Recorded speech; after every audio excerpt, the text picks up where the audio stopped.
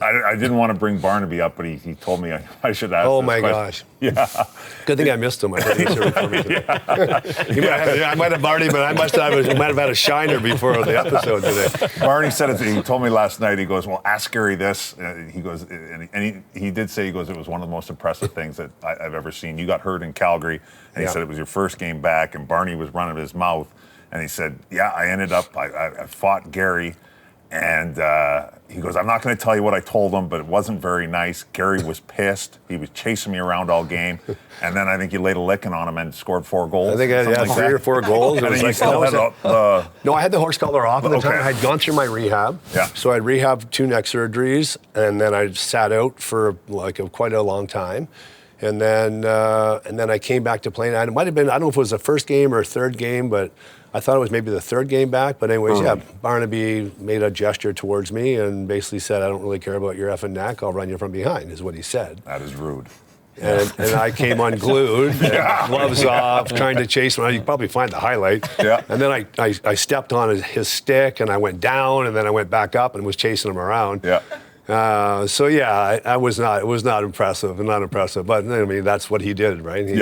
He got under people's skin, and he found a way to under my skin that night. It just worked out that I got a few goals as well, so it didn't feel quite as bad when the game was over and we 4 won. goals. I think they were against Hasek too, so it was pretty good. Well, goal. Barney was probably pumped about that. Pretty good goalie to score a hat trick on. So, anyways, him and I are still buddies. I think the last time I saw Barney, I said this, he was doing push-ups in a hotel in Calgary at a Gordie Howe Alzheimer's event. Yeah. He was trying to show me he could still do push-ups. Problem is, it was like 2 o'clock in the morning, I think, in the lobby of the hotel, and there was a wedding or some kind of party ending, and everybody was watching this guy do push-ups on the hotel floor. So whatever, it's all fun and games. Yeah, from Calgary, you went out to Carolina. How did you end up out in Calgary? Did you get traded, or was you? So when I finally retired, I came back from that comeback, and I got hit against Chicago one night in Calgary, and had the burners kind of came back. Right, lost the feeling of both my arms. And I said after all the rehab, after the surgeries, if I got bad burners again, I was going to retire. So I basically got hit before playoffs. Robs, what year is that? That was 94?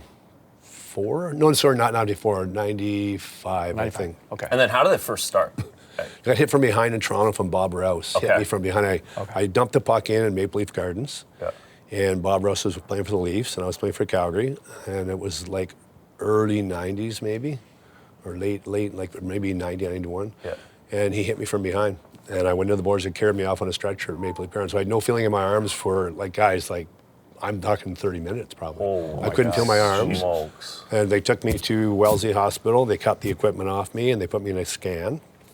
And they just said, you've got severe nerve damage. Like nothing's broken. My neck was, I didn't have any disc issue at the time.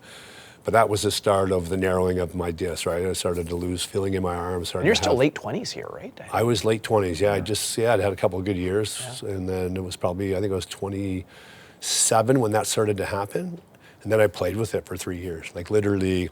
Just playing through it? Yeah, literally. I mean, hey, listen, at 30, and listen, I mean, everybody has their story, and everybody's played hurt, so I'm not, But I couldn't, you were kind of a medical marvel. 1994 playoffs against Vancouver, and when Burray scored in triple, and I think it was, I don't know if it was triple overtime, but it was overtime he scored.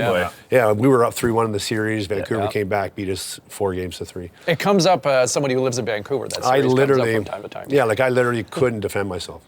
I couldn't cut my food. I couldn't cut my food. Wow. Like I'd have Ronnie Stern would help me get dressed. And you're playing in that series? Yeah, I played in that series. Ronnie Stern would help me get dressed. I could barely tie my skates. I had no feeling in my right arm at all. Like if I put my right arm up, it would just fall down. Oh, and then we lost that playoff round. And I'd say it was like the one time in my career I was happy I didn't have to go to the rink the next day. Because I couldn't defend myself. It's one thing to play. I would just go in front of the net. And, a friend of mine who I play with in Calgary, Dana Merzen, would just cross-check me from behind. I'm like, bastard.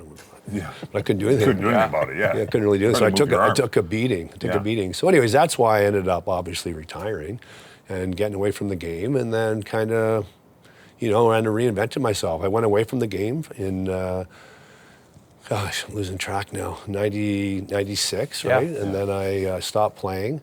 And then I took a whole year. So from April of 96, I retired and came back to play in September of 97. So basically 18 months away.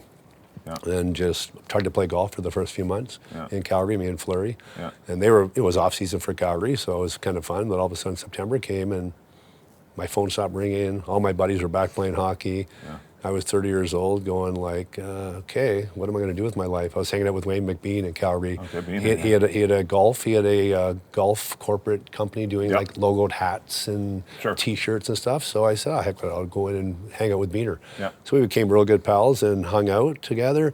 Go play squash in the afternoon, have a couple beers and some wings. Yeah. Did that program for a little while, and then nice. November rolled around. I went to a Flames game, and I remember going to that game and leaving. I couldn't watch the game. You know, all my buddies were playing. I was 30 years old, retired, and I remember leaving that night, and I just said, "Shit, I got to get my shit together. I can't live like this." Yeah.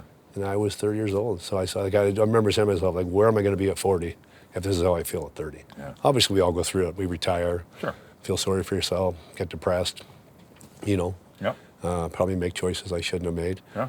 And then kind of got my shit together, started studying nutrition training, met some great people that were in my corner, obviously. I was very fortunate to meet a lot of great people on the way that said, "Hey, Robs, when do you do this? When do you do this?" And I kind of took their advice and just started to reinvent myself to come back and play. So I was very fortunate, very grateful I had those people in my corner during that 2-year period when I was trying to make a comeback. Yeah.